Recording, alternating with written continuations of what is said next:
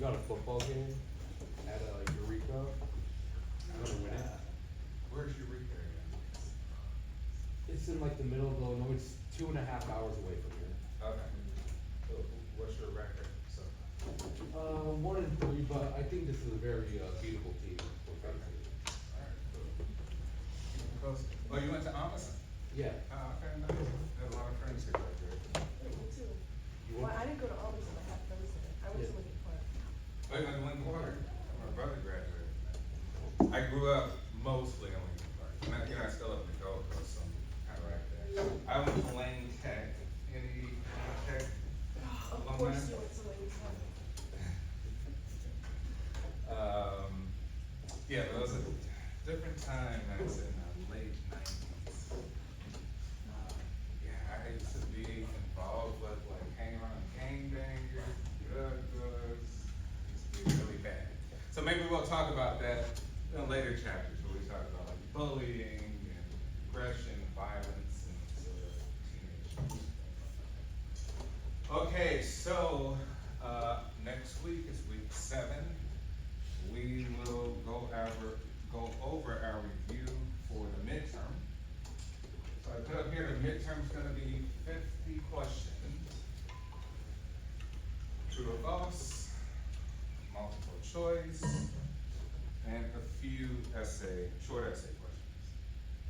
I'll put this up on Blackboard. Next week, I will kind of go through each chapter, and so there will be no surprises. You know exactly what I'm gonna be asking you for the midterm exam. So we'll take time to each class to kind of review the midterm. The midterm will be open just for class session. So it should go pretty quick. Some of the, some of the multiple choice, true or false, and fill in the blank, kind of easy stuff.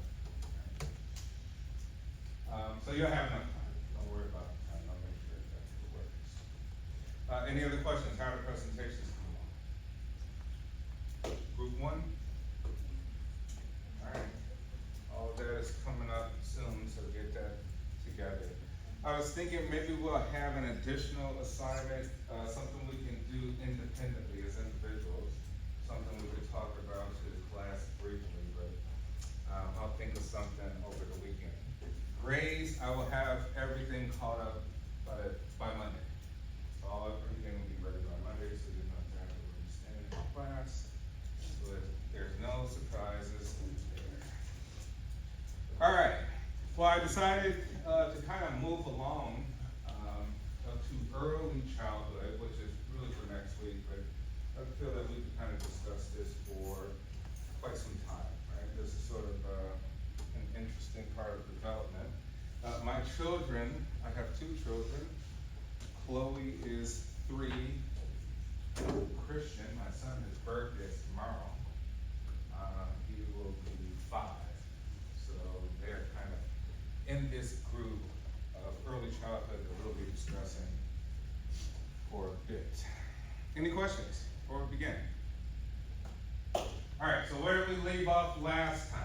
We talked about the social emotional part of infancy, right? So 0 to 2 years of age.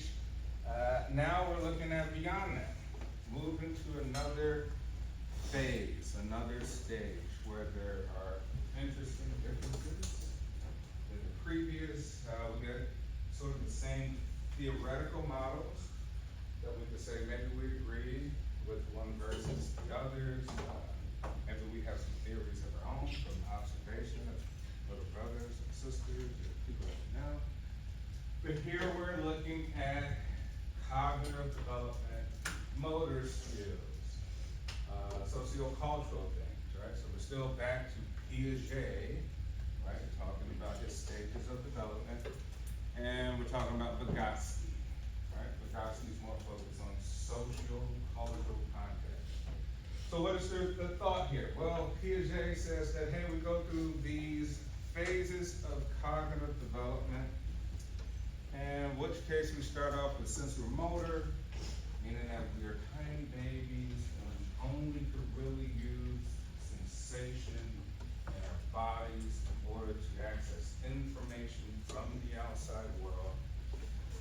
still can't make highly functional, rational sense of the world, right?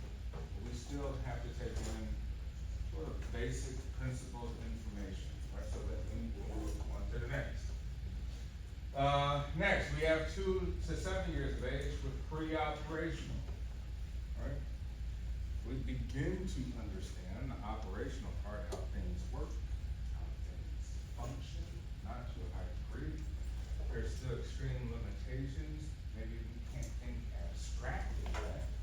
Maybe we can't deduce. Maybe we can't induce information. Maybe that's slightly induction, in which case we look at things and build upon structures for something to finally make sense. All right, we say deduction is a little bit different. Deduction is like we take things apart from this. We sort of look at 2 statements, right, and pick them apart and say, well, which one makes the most sense out of it? Right. Next, we have concrete operational. We haven't gotten there yet. So concrete operational is like, hey, you finally started to learn mathematics.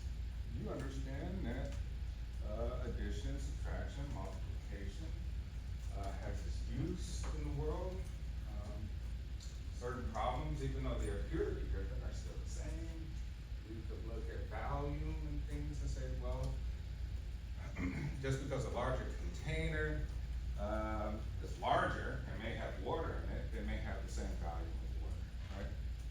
With smaller kids, like they'll take a larger container because they think it's small. And then the last part for Piaget is formal operation, which is all of us. We can deduce, we make logic, we can hypothesize, we can philosophize, we can really internalize information, we can be extremely creative, good ways and negative ways, things like that. Okay? So that's Piaget. Piaget also said that, hey, assimilation and accommodation, this is how it kind of happens, right? Especially for small children. You take pre-existing knowledge, some sort of experience you've had with something, and now you come up with something new. You come against something new. And now you gotta try to make it fit with accommodating. All right, next, Vygotsky. That's what we have to understand. Vygotsky says, like, I challenge that here. I don't think that people go through formal stages that way. I think it really is dependent, contextual, situation. Can we skip these? I mean, is it really 2 to 7, 7 to 11, 12 plus, 0 to 2? Like, hey, what if my mom introduced the piano to me at 1 year old? What if my parents really tried to introduce me to mathematics at 2 years old? Because that's my culture. What if they did not speak to me in Google Gaga or soft tone voice? What if they speak to me in adult voice? Right? Hey son, how you doing? Shake my hand, right? What if they went that way? What would happen? Would they have an advantage over the children who went through Piaget's phases? So no, kind of talk to them this way until they get to the next phase, right? Go about it this way until they sort of really get down a particular stage, right? So Vygotsky challenges that. He says, hey, maybe it's somewhat interactions with people, meaning that even as adults now, we learn from others, right? You go reach out, you go on YouTube and look up some personal development person who you think have answers and you don't. You take that information and apply it to your life so that you could be a master of something. Master yourself, master finance, investing, romance, right? Hey, let me go on YouTube and look at people's views on men and women dating, right? So Vygotsky kind of goes along that. It's like we learn from each other. So essentially when we have the right people around us, we can quickly learn in a way that help us grow very, very fast. Also he believes in, the use of technology. And technology could be anything. Technology could be a ladder, step stool, anything. Not just some But he believes that, hey, what is in your environment ultimately will allow you to progress quicker. But this is kind of controversial too, because essentially what he's saying is, you're poor. You don't have the access to say, learn ballet, go to ballet school, go to piano school, go to music school, go to art school, right? Have access to all of these wonderful things that someone else does, then essentially you are going to be cognitively behind, right? Well, that kind of makes sense to me. I would think that someone who was introduced to Russian ballet at 2 may have mastered control of their body, maybe in different ways, right? Now, they mastered bodily motor control, right? I love function. I would think that someone that was introduced to mathematics early on, right, in some way, shape, or form, would be far more progressive. They shouldn't be in the same class with 30 kids. Now, we kind of see this even in high school. Who here had AP classes?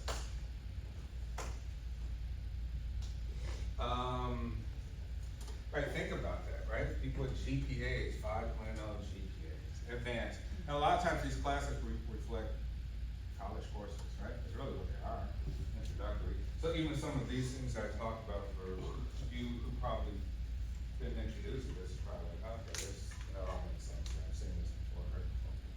But then for others, you're like, well, does it matter? I don't know. Does AP versus non-AP classes matter? You're in the same school. Do you really have an advantage over people if you're in AP classes? And so, what made you be able to get into AP classes? What kind of environment do you have versus maybe others who weren't? Okay, that's good. Could we correlate it to like, there's some socioeconomic status differences, right? Family income, household income, exposure differences. So this is where we are with this stage, right? And we're going to try to understand the different challenges, limitations, all of the above.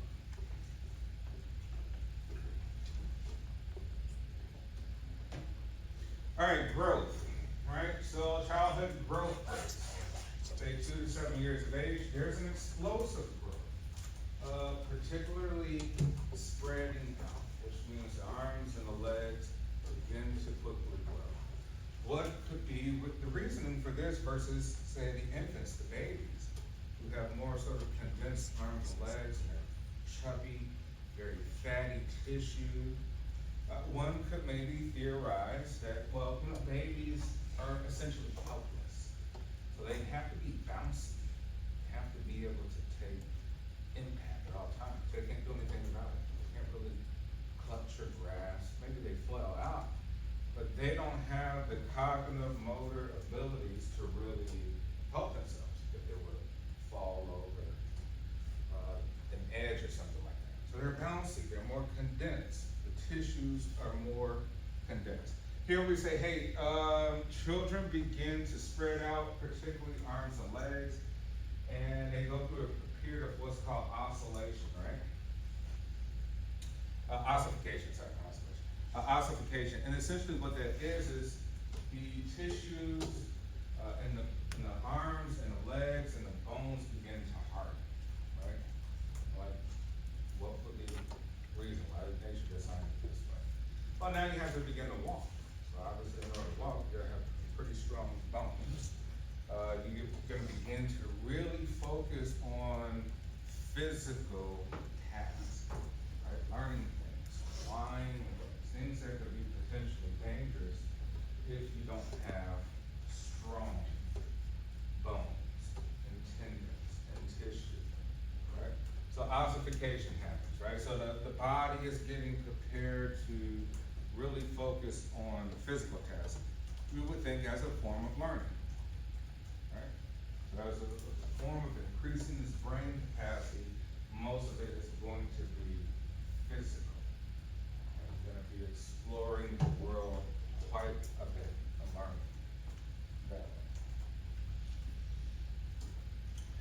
Brain size also increases. By the time you're around 7 years of age, your brain is about 90% of the mass it will be as an adult. So if you saw like a first grader or second grader, and you're like, a lot of them have big heads, pretty close to ours, some of us. You're like, well, it's about 90% of the mass of what it would be as we are now, right? So there's a lot of brain growth as well there too. Motor skills, right? You're like, hey, motor skills are important because we need to focus on things in a detailed way in order to express things in a way that makes sense, particularly drawing, right? So let's say the difference between my 3-year-old and my 5-year-old, right? Say gross motor skills. So let's say, hey, a mental representation. I show my son and my daughter both an object, a toy. Let's say it's a teddy bear. I say, hey, Christian, Chloe, draw the teddy bear, right? Chloe grabs, let's say, a pencil or a pen. She can't really hold it, like I say, the way I do, the way we've mastered it. She's probably more holding it like this. So she hasn't gotten this concept of like, hey, you're not able to really draw as great as you would in detail as you would, like say, holding like this. This would probably be the best method for doing it. She hasn't grasped that concept. So I say, Chloe, draw a teddy bear, and this is what she'll draw. Right? Why is she drawing like that? Like, it's not a teddy bear. Right?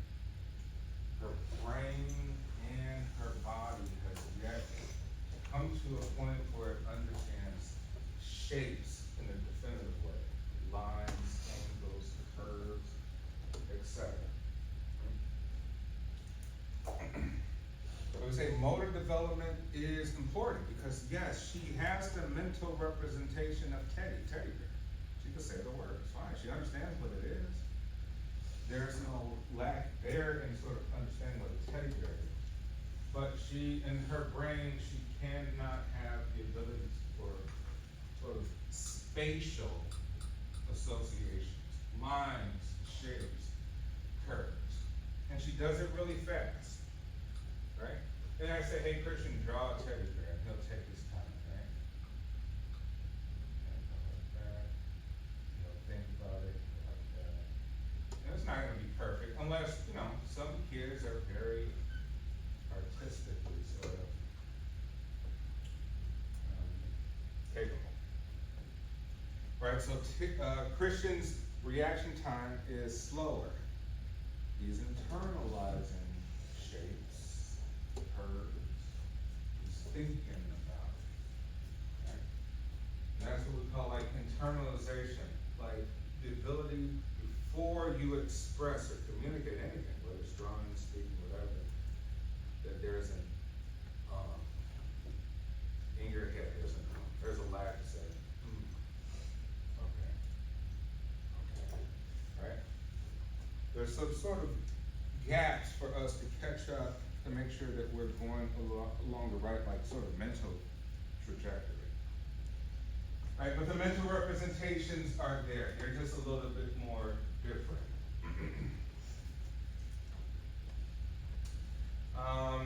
The other part too is, with this is sort of animation, right? So like, what is animation? Can something move on its own? Is it actually alive?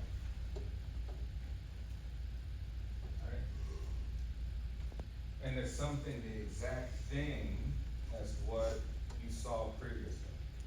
Meaning that, hey, my children, both of them still use, because they're not there yet, Christian's still 5. In terms of animation, they will use a stick, sort of as anything. Right? And they kind of mean it. So when we walk down the street or we go to the park, they always pick up sticks, like they're obsessed. They just pick up sticks. And then they grab the sticks, and the sticks become something that they known previously.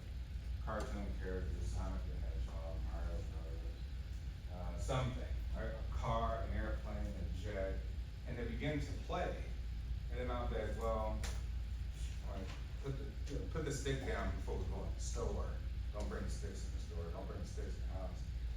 And they're like, no, I want to bring my ship in the house. I'm like, dude, don't bring a stick. It's not a ship, it's a stick. And they will get agitated. So they mean it. Emotionally, they mean that anything can be used to represent whatever it is they want to represent. Now for us, we find that silly, right? Like, no, that's not the thing, because once again, we say, we have deductive reasoning, logic, right? That's not a fact. Deduction means like we have to conclude facts, truth, right?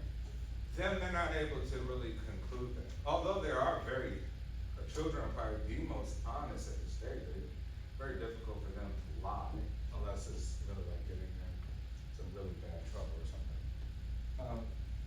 But we are able to conclude facts, so we don't even bother with that. But at this stage, no. They truly mean that any object could almost be another object. So they haven't really grasped the concept of certain things, certain objects, certain people are essentially that thing, categorized as that thing. Which means things need to be constantly reinforced. Because if we say, hey, you know what? You can't confuse children even when it comes to people.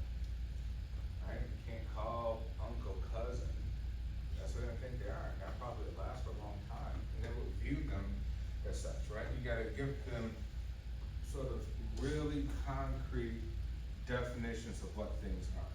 They're not gonna grasp it really quickly, but to move on to the next stage, they need it. So it's essentially not good to even play around too much with children, like saying one thing is something else and it's not. Because essentially they will believe it, right? So they have this sort of belief system. The other part too is irreversibility. At this stage, children think linear, forward only, not backwards.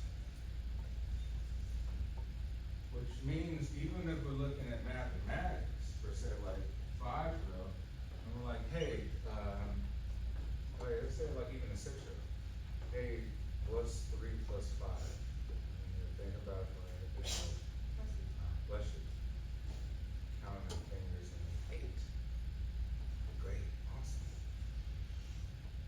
What's 8 minus 5? And they struggle, and they can't get it right. Maybe it can take like 20 times. Like, how come you can't understand that? Count backwards, right? And even that's a struggle. Like, well, okay, 8, count to 10. 1, 2, 3, 4, 5, 6, 7, 8, 9, 10. Count backwards, and like 10. What's the next one? Right? Like, why is it? What is the issue with that? Why do you think this is a thing at this stage? Irreversibility, like not able to really think in a backwards motion. Like, what do you think's happening with the brain and all the things we process?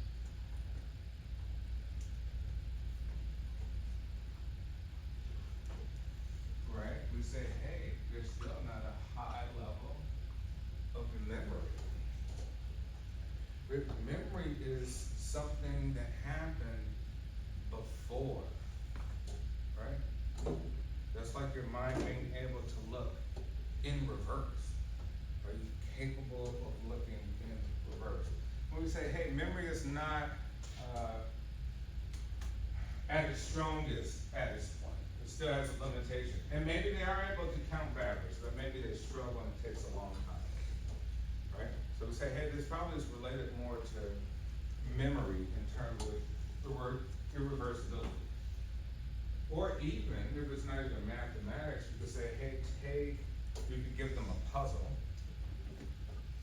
or you could give them something that can be taken apart, and you ask them to kind of put it back together using the same sequence that they took it apart, right? They'll struggle there. They know how to put it back, right? They know how to solve puzzles, but they can't do it in a way that you ask them to do it in a certain sequence, right? Because they only have sort of forward sequencing. All right, the other part is lateralization. So I'm like, what is lateralization? Well, the brain has two hemispheres. All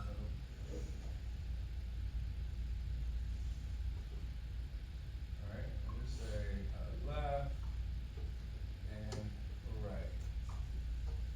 What does the left brain hemisphere control? For the most part, what do you think? What part of the body? You're right, okay?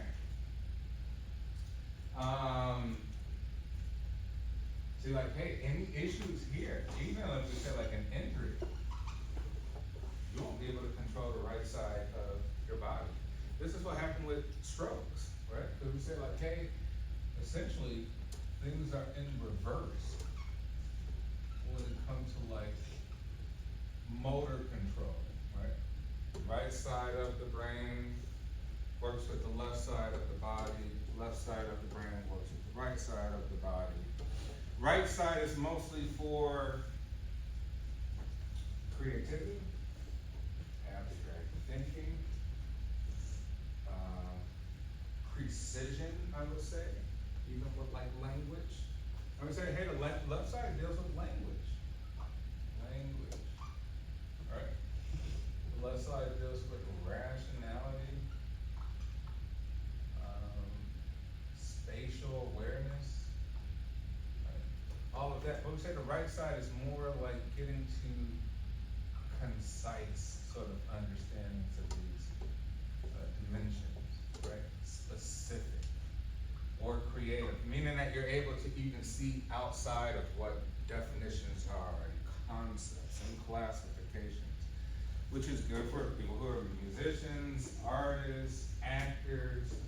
They're able to express things that we wouldn't normally be able to, because in our mind, things have rules, right?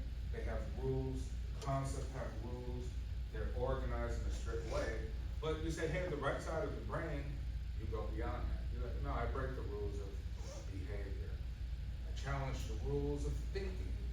I challenge the rules of music, right? You're able to randomly sort of experiment to get new things that in conventional ways go beyond kind of what we've all been taught in conditioning. So they both play an important function, right? But we say, hey, at this stage, these are still not concrete, right? And going back to Piaget, concrete kind of happens after the fact, right? We're still in that pre-operational phase. Things are not concrete in the way that we could master these even in the size of our brains. The other part is the cultural sort of component of it, right? And so if we even look at education, and we look at skills in education, certain ethnic groups are better than others, on average. Just on average. Asians are better pretty much at everybody in math. Like, why is that so? Well, you're like, it's not necessarily even being exposed to it earlier. But you're like, in certain cultures, things are approached differently. Right? And so you say, hey, the rules of math, the logic of it is different in every culture, right? We may be taught how to do addition a certain way, step by step, from left to right. Other cultures are like, hey, what if you look at the right side first, go left, and you come up with a conclusion faster, right?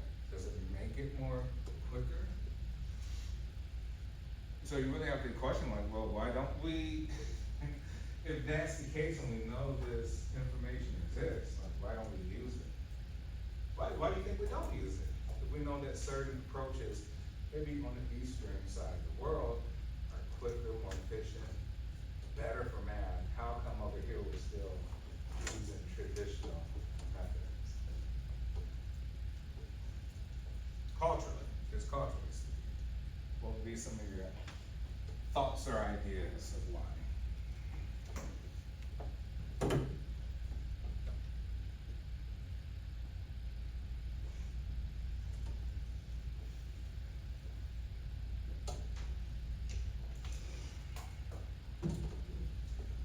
Think of units.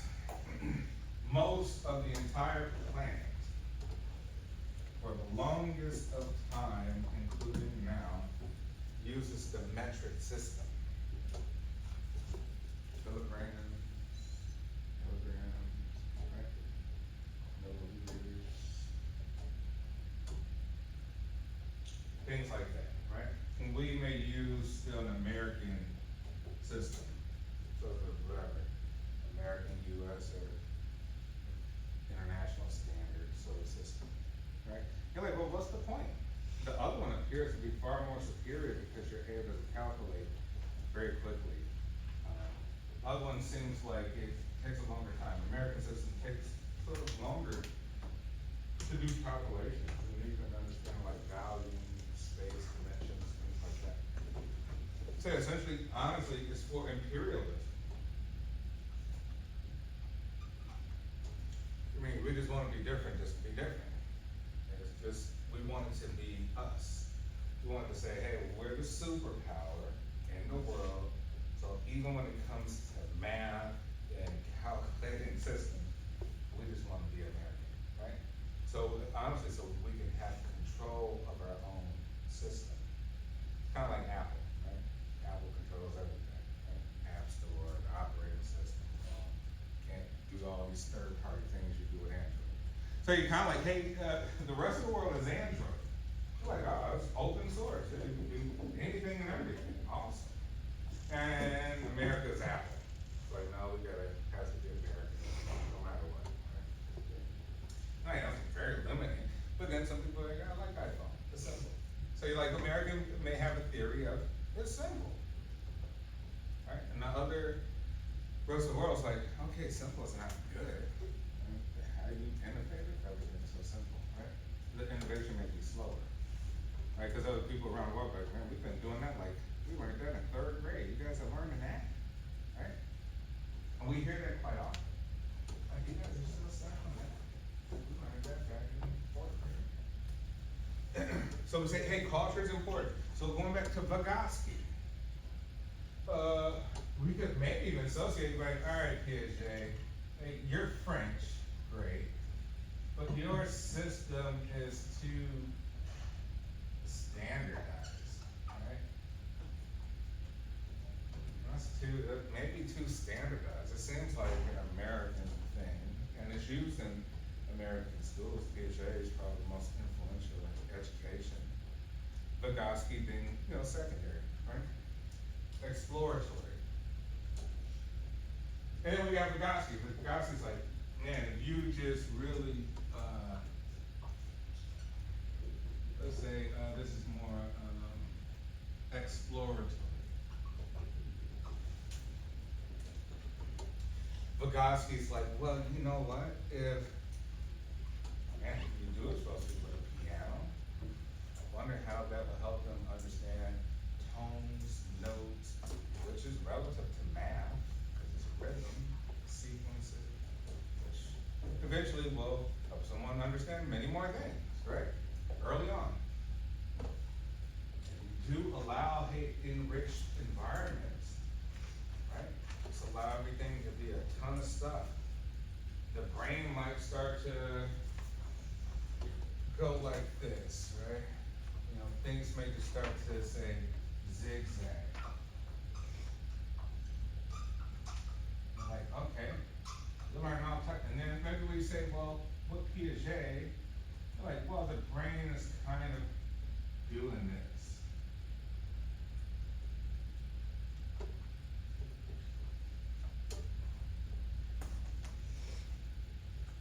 right? So it's kind of very linear thinking and linear development. As Vygotsky is kind of saying, you know, hey, in real life, the most intelligent people have a fundamental understanding that almost all things are relative to other things. Like psychology is relative to economics, physics. But if the person doesn't even have that concept in their mind because they're linear, they're like, no, psychology is behavior, thoughts, feelings, behavior. Like, not really. It's something beyond that. And economics the same, and physics, and biology and chemistry, they're all relative to other things. If you truly connect the dots. And if you understood that, then everything almost seems simple in some way. Because you're able to use whatever references you've had from other fields to a new field. But if you come into, say, a class and you're like, oh my gosh, it's psychology. I don't understand it. I'm like, I mean, we all should understand it. Relative to everything that we do. Everything that we do in other fields. Psychology is relative to fashion. Hey, why do I like the sweaters? Why do I like that brand? What about that brand? The brand makes me feel some type of way, right? Okay, so here's my group discussion. If you were to choose one versus the other, right? Given your sort of defenses, think of some, reasonings behind why you would choose one or the other. Whose sort of development theory for, say, children do you think is better? Is it sort of the linearity of Piaget, or is it sort of the explosive interconnectedness with people, culture, language, environment, Vygotsky? I'll give you a few minutes to talk about it in your group. Think of some reasons why or why not.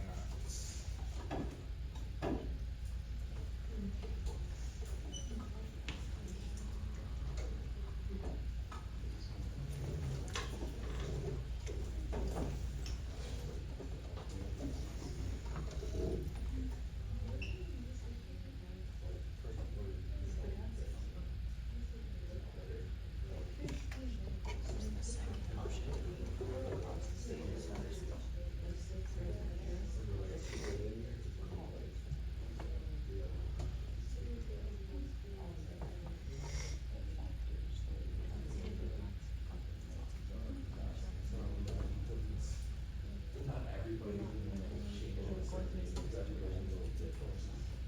So you can't just say that everybody can be graduated and Vygotsky, you also got to come with some other ones that be more on like the nurture side of the world, like instead of thinking towards the dollar or buying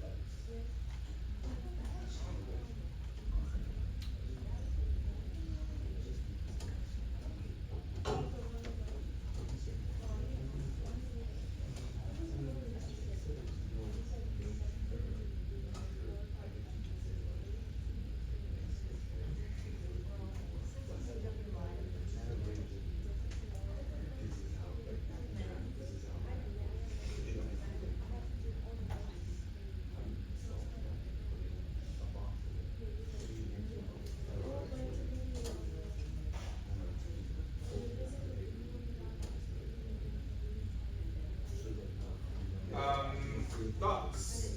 What time is it? Okay. Thoughts, really quickly. What do you think?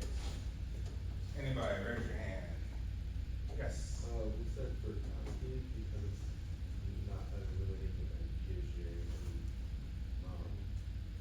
he's more of a nurture type of environment. So you can base off more flexible teachings rather than more strict standards.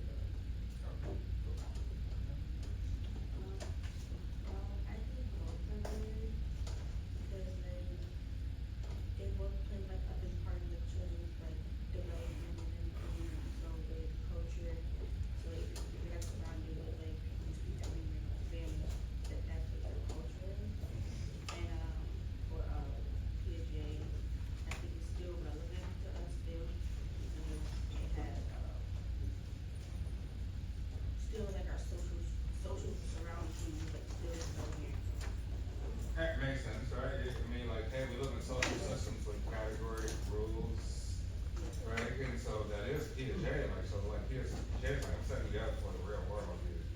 Things go in steps and sequence. And then maybe Vygotsky's like, well, I'm setting you up to be greater than the real world. Because you might be able to expand your knowledge beyond the systematic approach of what society is really trying to force on.